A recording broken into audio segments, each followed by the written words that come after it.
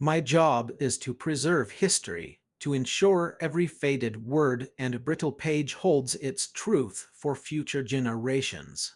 But lately, when I open a document I've handled 100 times, it's as if the past itself has been subtly edited, and I'm the only one who remembers the original draft. A birth certificate from 1888 clearly stating November 12th now reads November 22nd. No smudges, no alterations, just changed. I'm what you'd call a stickler for detail.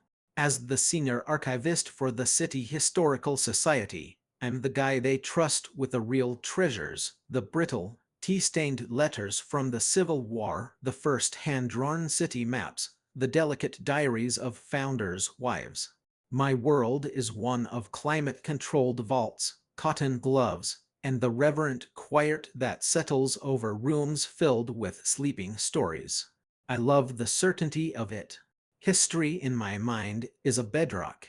It's the fixed point from which we measure ourselves. It doesn't just change its mind. The birth certificate was the first pebble in the avalanche. The Miller baby, we called him. A full set of family records from the 1800s donated by a descendant. I'd personally catalogued the entire collection 3 years ago. I'd spent a week with those documents, cross-referencing names, dates, and locations. I remembered the Miller baby's birthday, November 12th, specifically because it was the same as my grandfather's. It was one of those little tethers, a human connection across a century and a half. But last Tuesday, when a researcher requested the file, I pulled it from the vault, laid it carefully in the viewing cradle, and saw it. Date of birth November 22nd, 1888. My breath caught.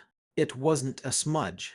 The ink was faded in the exact same way as the surrounding text, the number 22 formed with the same precise, looping cursive as the rest of the document.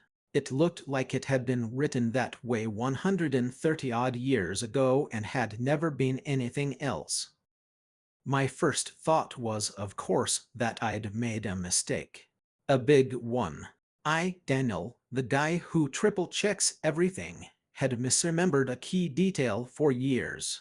It was mortifying. I scurried back to my office, my face burning, and pulled up my digital catalog entry. And there it was, typed by my own hands 3 years ago. Birth, male, Miller, Jonathan. Daubed 11/22/1888. The relief was so immediate it made me dizzy. Okay, I was wrong. I had just created a false memory, linked it to my grandpa's birthday, and cemented it in my head as fact. It was a humbling, slightly worrying testament to the fallibility of the human mind, but it was explainable. I took a few deep breaths, made a self-deprecating joke to myself about getting old, and moved on. But the feeling didn't quite leave. It was like a loose thread on a sweater, a tiny snag in the otherwise smooth fabric of my reality. A few days later, it happened again. I was working with the correspondence of Elena Vance, a prominent suffragette from the early 1900s. I knew her letters like the back of my hand. There's a famous one she wrote to her sister in 1919. Describing her despair after a failed protest. There's a line in it that has always given me chills. They see us not as pioneers, but as a pestilence. It's a powerful, brutal phrase. I've quoted it in presentations. I was preparing the letter for a new exhibit display, carefully checking for any signs of degradation. My eyes scanned the familiar script, and I stopped. The line was wrong. It now read, did they see us not as pioneers, but as a nuisance? Nuisance. The word was so weak, so utterly wrong. It lacked all the fire, all the venom of the original. Pestilence was a word that reeked of righteous fury. Nuisance was what you called a fly buzzing around your head. I stared at the word, my heart hammering against my ribs. The handwriting was perfect. The ink aging was consistent. It was her hand, her pen, her paper. But it wasn't her word. This time, I couldn't just brush it off. This wasn't a date I might have misremembered. This was a phrase, a feeling, etched into my professional soul. I scrambled through our archives, then went online, searching for academic papers, digital copies, anything that quoted the letter. Every single source, every scanned image, every scholarly article quoted the line with the word nuisance. It was as if the word pestilence had never existed in her letter at all. It had been scrubbed from history, and I was the only one with a phantom copy rattling around in my skull. That's when the real fear started to creep in. It was a cold, slithering thing, whispering doubts in the quiet of the vault. Am I that stressed? Am I losing my grip?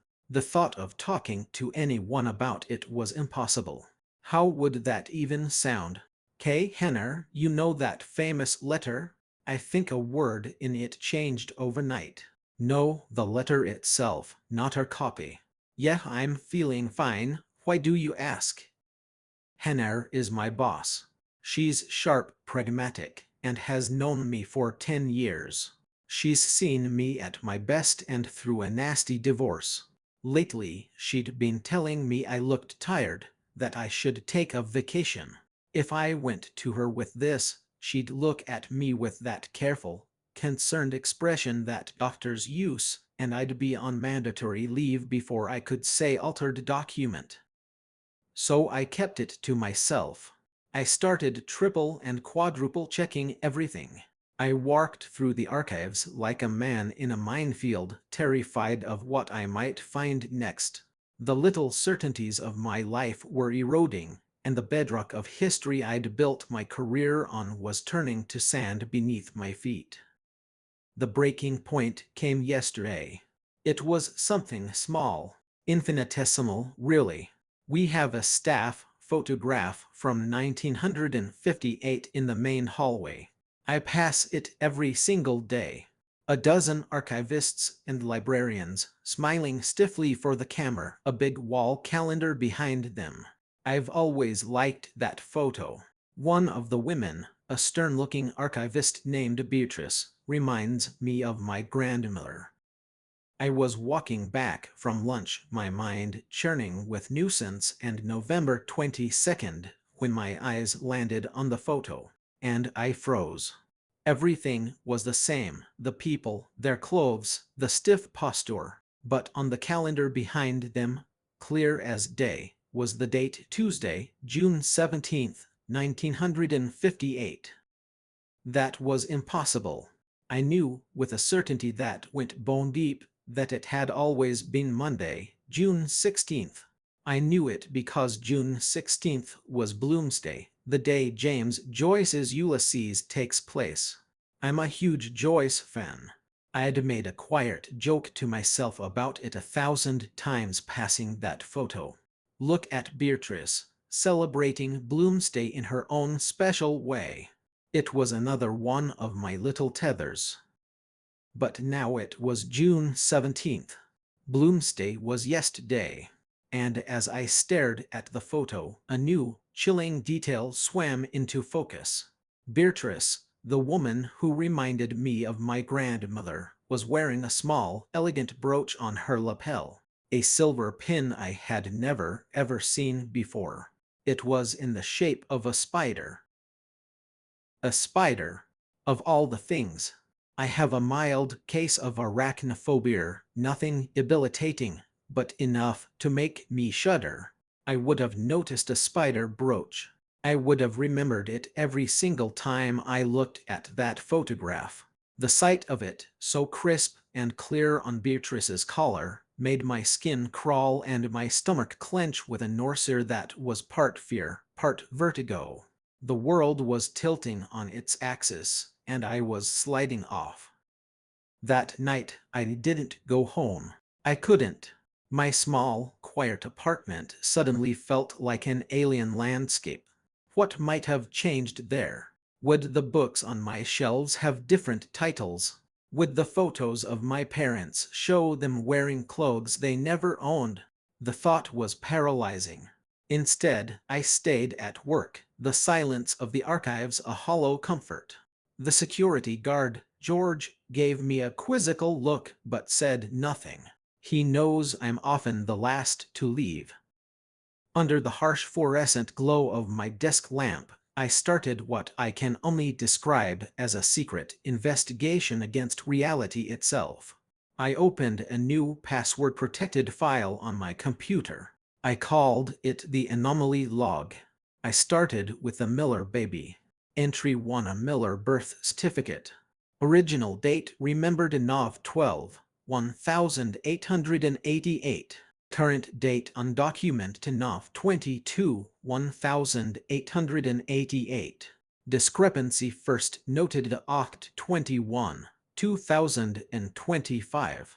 I did the same for the Elena Vance letter and the 1958 staff photograph, noting the spider brooch with a tremor in my fingers. For the next week, I lived a double life. By day, I was Daniel, the dependable archivist, a little tired, perhaps a bit withdrawn, but functional. I helped researchers, filed acquisitions, and answered Hannah's "Are you feeling all right?" with a tight, unconvincing smile. But by night, I was a man possessed. I became a ghost in my own museum, poring over documents I had catalogued years ago, frantically comparing them to my own digital records and, more importantly, to my own memories. The changes were everywhere now that I was looking for them. They were subtle, insidious.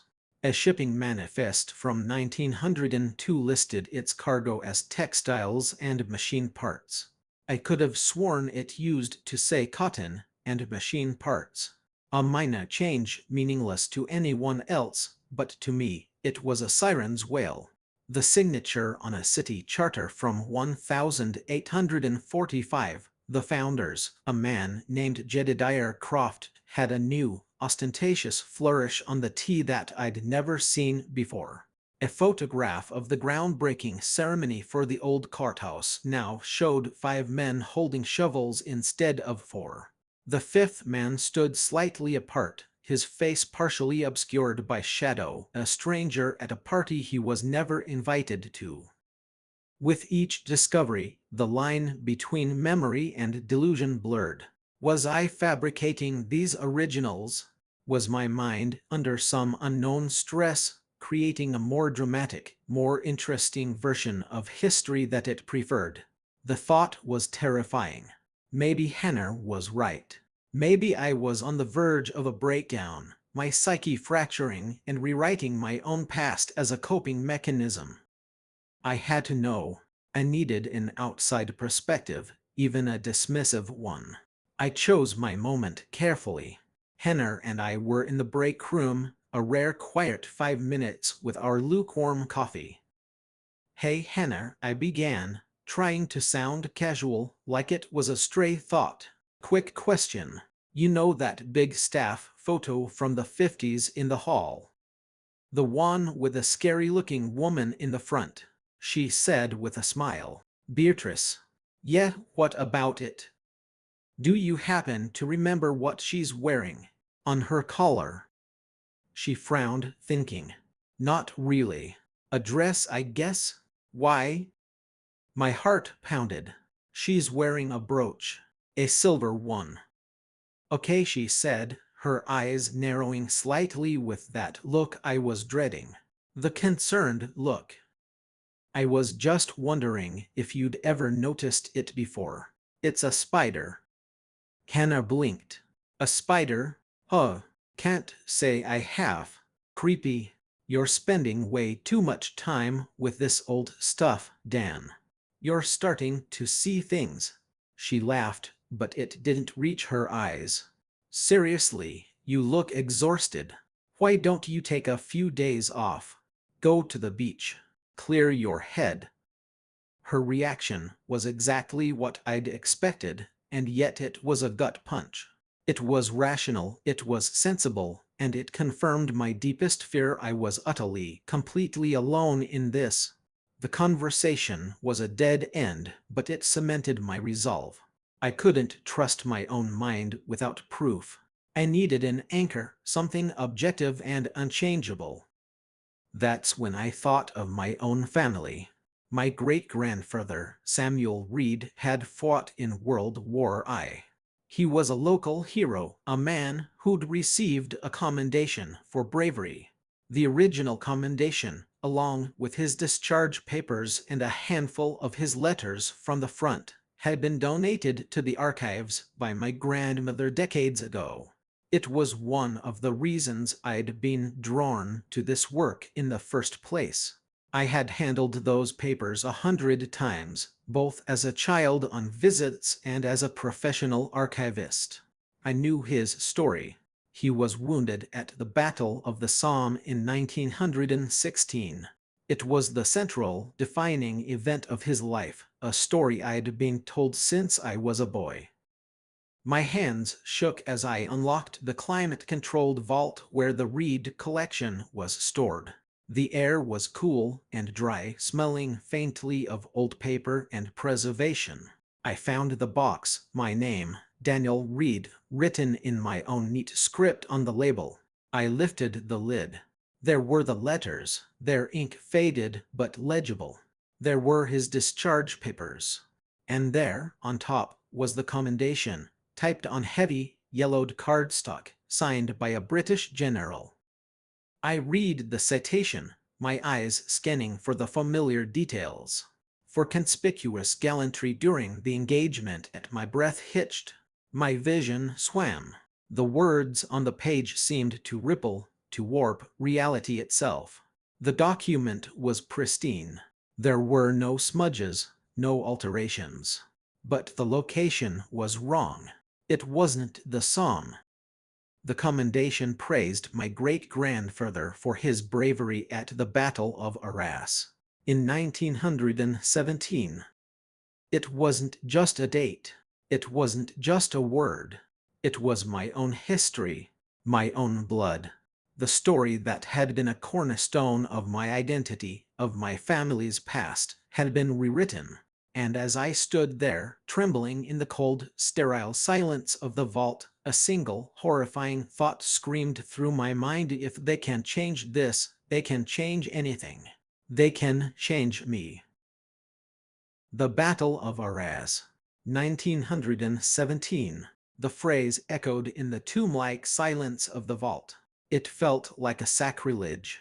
The Battle of the Somme was more than just a fact. It was the story of my great-grandfather's survival against impossible odds, a tale of mud and blood and endurance that had shaped my family's sense of self. To see it replaced so cleanly, so utterly, felt like a violation. It was as if someone had broken into my house and replaced a family portrait with one of strangers. My first frantic instinct was denial. I must have mixed it up. Over the years, the stories blurred, my childhood memories conflating one horrific battle with another. It was possible. It was rational. But the certainty in my gut was a cold, hard knot that wouldn't dissolve. I knew the story. I knew the year. 1916. The Somme. I stumbled out of the vault, leaving the box on the table, and locked myself in my office. I spent the next hour scouring the internet, my fingers flying across the keyboard with a desperate energy. I searched for every military record, every historical mention of Samuel Reed. Every single result was the same. Private Samuel Reed, commended for bravery, Battle of Arras, 1917. There was no mention of the Somme anywhere. It was a complete, systematic, and total erasure. The world was no longer just tilting, it was in a free fall, and I was at its center. The changes were accelerating. The next day, the portrait of the city's stern-faced founder, Mayor Abernathy, which had hung in the lobby for a century, had a new, unfamiliar twinkle in his eye, his mouth curved into a subtle, almost smug smirk. He had always been a grim, unsmiling Puritan. Now he looked like he was in on a joke being played on me. Hannah's concern had curdled into something more professional, more alarmed. She started finding reasons to check in on me, asking about my progress on projects I'd been managing for months. She'd stand in my doorway, her arms crossed, her expression a careful mask of managerial solicitude. "Daniel, we need to talk about your hours," she said one afternoon. "You've been here until midnight 3 times this week. Everything okay at home?" I wanted to scream at her. "No, nothing is okay. The past is unraveling like a cheap sweater, and you're asking me about my timesheet!" But I just nodded and mumbled something about being dedicated, about getting lost in the work. I could see in her eyes she didn't believe me. She was building a case. Soon there would be a meeting, a recommendation for mandatory leave, a gentle but firm suggestion to seek professional help. My credibility, my career, my very freedom to witness this silent apocalypse was on the line. The isolation was crushing. I was a man living on a different plane of existence, a ghost haunting the halls of my own life. I'd walk down the street and wonder if the buildings had always been arranged that way, if the oak tree on the corner had always been a maple. The paranoia was a constant companion, a voice whispering that I was being watched, that these changes were not random but targeted. A deliberate, malicious campaign to drive me insane. But by whom or what? The question was too big, too terrifying to even formulate. I was at my lowest point. I sat in my silent apartment one night, staring at a blank wall, the anomaly log open on my laptop, a testament to a history that no longer existed. I was a king of a forgotten country. I had to stop this. Or if I couldn't stop it, I had to prove it was real. I needed an anchor, something so fundamental, so indisputable, that it couldn't possibly be altered without leaving a trace. My mind raced through the archives. The city charter. No, the signature had already changed. The founding documents. Too simple, too easy to alter a date or a name. It had to be something complex, something personal, and something I could observe continuously. And then it hit me. The centerpiece of our entire collection. The Harrison Time Capsule. Sealed in 1925 by the city's most prominent industrialist, Jonathan Harrison, it was a massive, ornate bronze chest scheduled to be opened in 2025, next year. The contents were meticulously documented in a ledger that was kept on public display, encased in glass. The ledger was a work of art in itself, a leather-bound book with each entry handwritten by Harrison himself. It listed over 100 items, from newspapers and coins to personal letters, and even a primitive wax cylinder recording of his daughter's voice. For the past 50 years, the ledger had sat in the same spot, under the same light, viewed by thousands of people. Its contents were a matter of public record, reproduced in books and articles. It was too public, too complex to change without someone noticing. And, most importantly, I had a high-resolution digital scan of every single page, saved on a private external hard drive at home, a backup I had made 5 years ago for a preservation project. It was my secret weapon, my control group. A surge of adrenaline, the first I'd felt in weeks that wasn't pure fear, propelled me into action. It was almost 10 p.m., but I didn't care. I drove back to the Historical Society, my heart pounding with a desperate, fragile hope.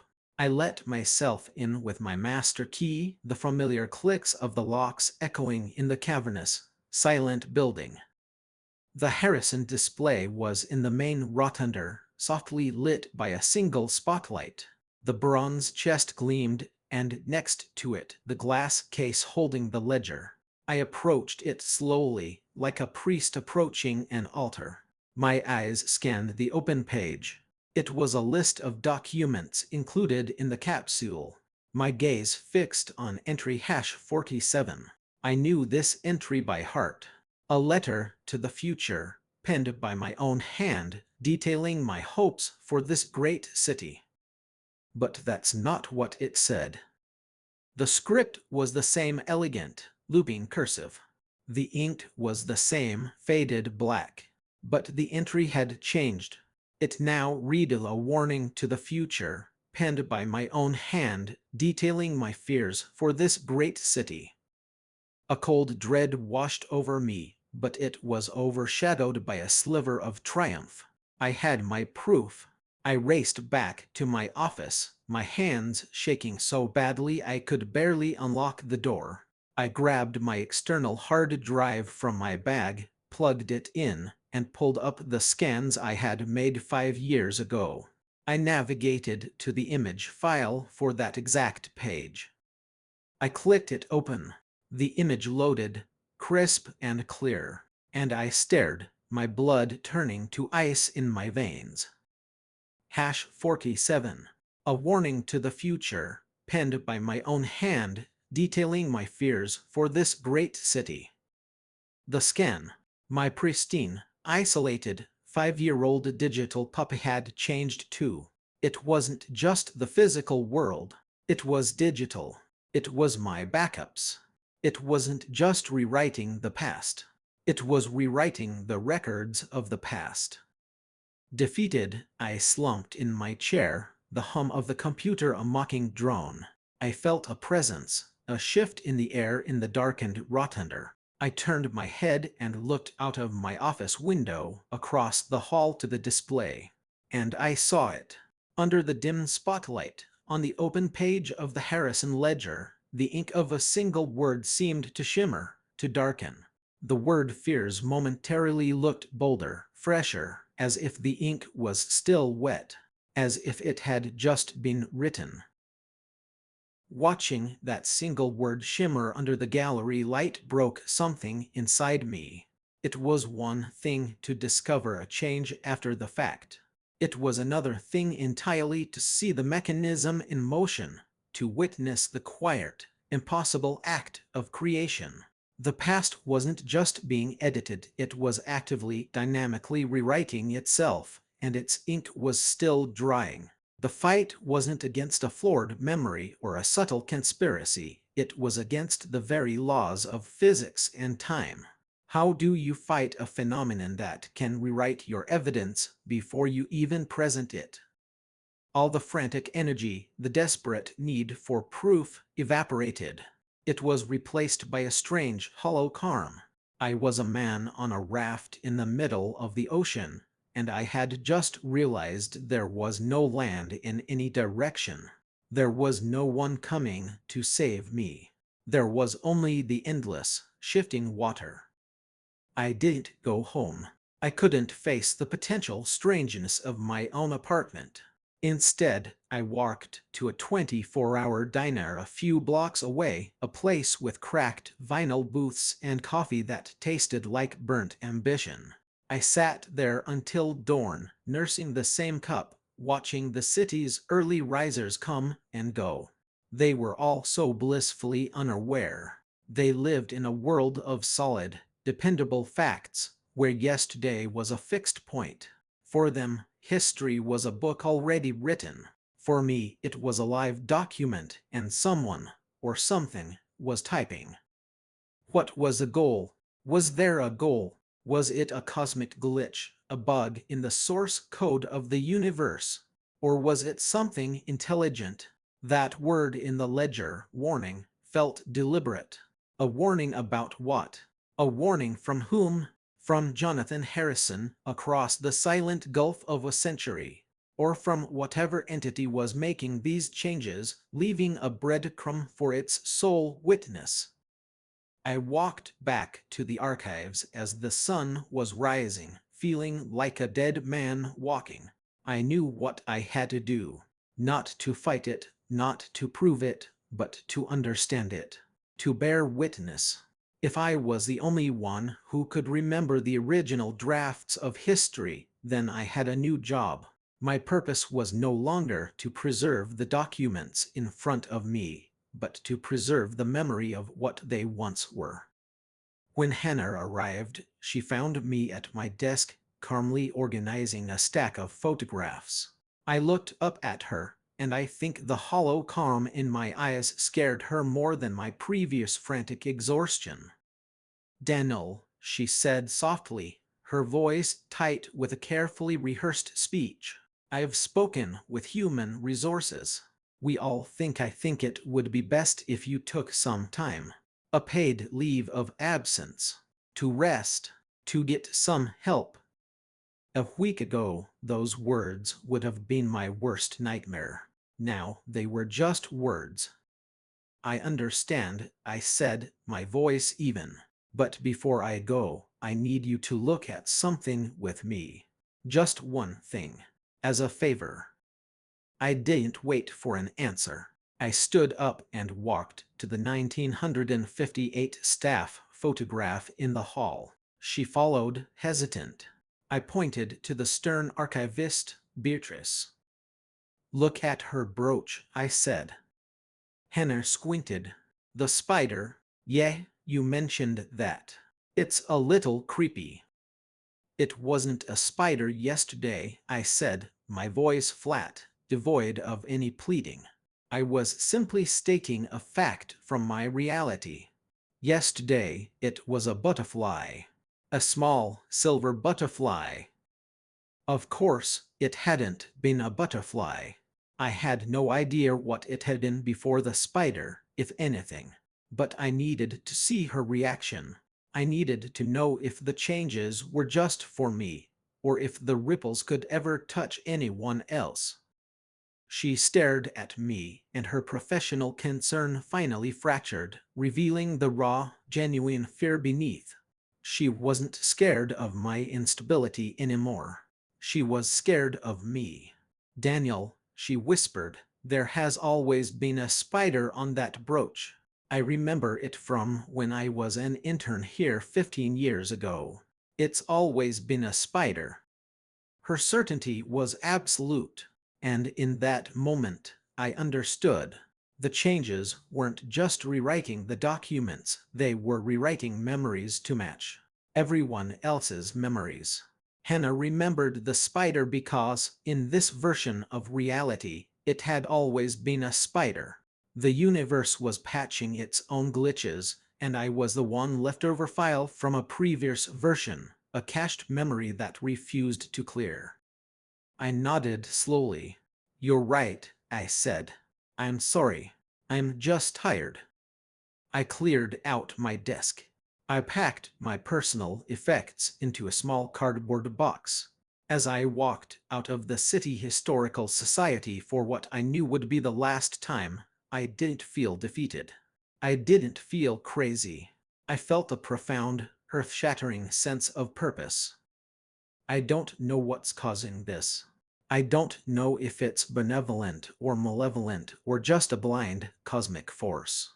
But I know that I am the only one who remembers. I am the archivist of a world that no longer exists.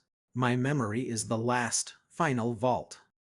I'm writing all of this down, not on a computer that can be altered, but by hand, with a pen, on paper, the old way. I'll hide it somewhere. Maybe it's pointless. Maybe the paper will change, the ink will reform into a different story. But I have to try, because history isn't just about the victors. It's about the truth, and the truth is now a flickering candle in a hurricane, and I am the only one left to cup my hands around the flame. Tell me I'm not crazy, or tell me I am. In the end, it doesn't matter. The changes are still happening. Even now I can feel it. A subtle shift in the world, a new memory trying to overwrite an old one. But now I am ready. I am watching. I am remembering. I am the rewritten page. Thanks for tuning in. If you enjoyed this story, make sure to subscribe and give this video a like. We appreciate everyone and can't wait to bring more stories your way.